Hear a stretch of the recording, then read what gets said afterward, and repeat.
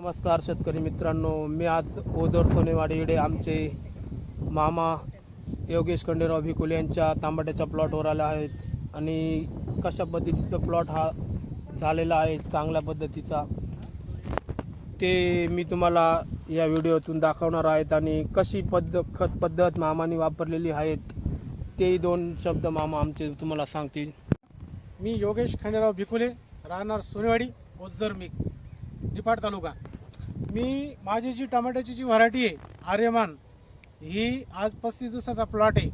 त्याची तुम्ही सेटिंग बघू शकता कशा पद्धतीने फूल आणि फळांची संख्या आणि जी ग्रोथ आहे पिकाची ती अगदी उत्कृष्टपणे झालेली आहे। आणि याच्यासाठी जे मी ॲप्लिकेशन घेतलं होतं टमाटीसाठी, तर ते 10व्या दिवशी मिलाज आणि लार्ज पूर्वा कंपनीचं वापरलं आहे। एकरी 1 किलो लार्ज आणि 2 किलो मिलाज अशा पद्धतीनं माझा हा पहिला ड्रिचिंग झालेली।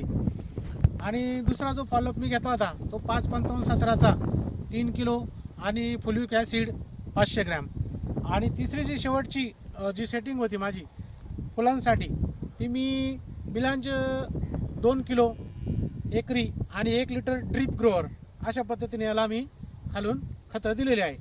आणि पावडरचं जर बघितलं तर सर्व प्रकारच्या पावडरी आत्तापर्यंत करप्यासाठी असेल, पांढऱ्या माशीसाठी असेल, या सर्व मी या शेतावरती वापरल्या आहेत। आणि अजून तरी कुठं प्लॉटमध्ये डॅमेज कुठं दिसत नाही किंवा एखादं झाड खराब झालं आहे किंवा फुलगळ झाली आहे, फुल सेटिंग नाही होते असं कुठे पण आज या प्लॉटवर दिसत नाही।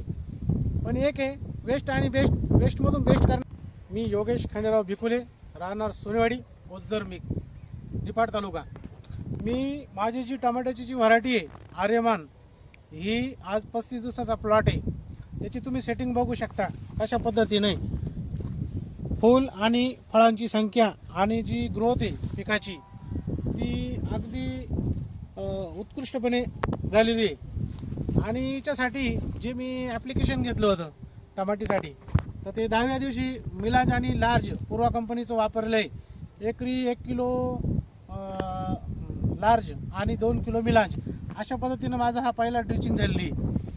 आणि दुसरा जो फॉलोअप मी घेतला होता तो 5-55-17चा 3 किलो आणि फुलिक ॲसिड 500 ग्रॅम।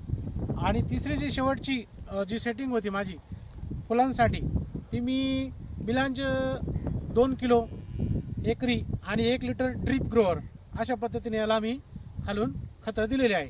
आणि पावडरचं जर बघितलं तर सर्व प्रकारच्या पावडरी आत्तापर्यंत करप्यासाठी असेल, पांढऱ्या माशीसाठी असेल, या सर्व मी या शेतावरती वापरल्या आहेत। आणि अजून तरी कुठं प्लॉटमध्ये डॅमेज कुठं दिसत नाही किंवा एखादं झाड खराब झालं आहे किंवा फुलगळ झाली आहे, फुल सेटिंग नाही होते असं कुठे पण आज या प्लॉटवर दिसत नाही।